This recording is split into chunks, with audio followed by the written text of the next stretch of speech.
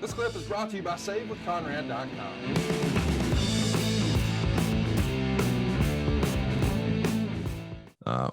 Meltzer would write this. Watts said his first priorities are to build back the television ratings because you can't get viewers back to the arenas unless they first watch the television.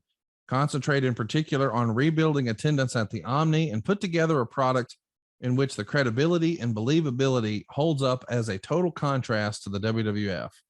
On paper, this sounds awesome, but I am curious from your perspective. 1992, it seems like, is a down year. The WWF isn't where it once was. Certainly WCW is not yet profitable. Did you consider the wrestling business by 1992 to be cyclical, or did you only start to hear that later? Well, I always felt that the wrestling business is cyclical, no matter what era.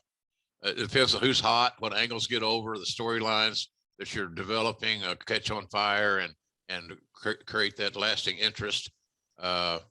So, you know, I think that, I don't know, Conrad, it's just, it was just a tough time. It was probably one of the more challenging times in my entire career when Cowboy came in, because so many changes were made, and people looked at me because I was, you know, Watts' boy and all that shit.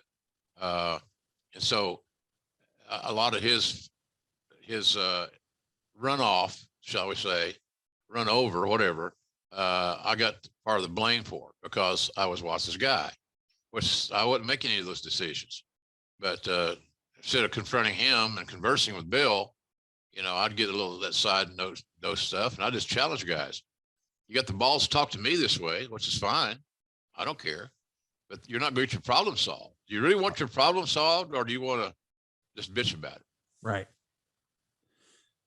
Did you think, you know, I mean, Eric Bischoff on his podcast all the time says, hey, in life or in business, you've got to be less than, better than, or different than. And I don't think anybody in WCW thought they could be better than. Maybe you can correct me on that. Certainly they didn't want to be viewed as less than. Nobody wants to be number two on purpose. So the right positioning is to be an alternative and different than. And I think Watts is probably onto something here. Maybe if we do less cartoon shit like they were doing over in the WWF, we can offer something different than. Did you believe that would work, or did that feel too old school for you? I thought we had to do alternative programming. I thought we had to counter program, and that in this instance, counter programming would mean more wrestling, more logical presentation. At least that's how I saw it. But you had to have an alternative. You had to have a different point of view. You had to have a different presentation, a different feel, and so I was for that. Quite frankly, it just was going to take some time to get there, and we never did really get there. The other thing I wanted to ask about is Bill trying to focus on the Omni. The Omni is of course based in Atlanta, where WCW and Turner are. So it is essentially their big home arena. Yes, they're center stage, but that's a small venue. The Omni is where we can sell a lot of folks, hopefully, on coming to see the matches.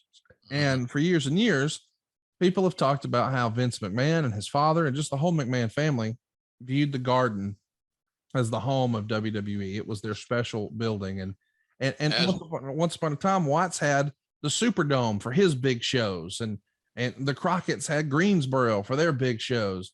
Do you think that this is an old school mentality to try to build on the home arena, or it just makes sense to build at home and then hopefully take it on the road and build out there as well? Well, building at home also helped the local feel, getting a big crowds back into the Omni, and with some Turner employees there to see that the wrestling product was fun and it was successful and it was doing better was, pretty much a key directive. But it was almost as if the territory, quote unquote, goes as does the Omni.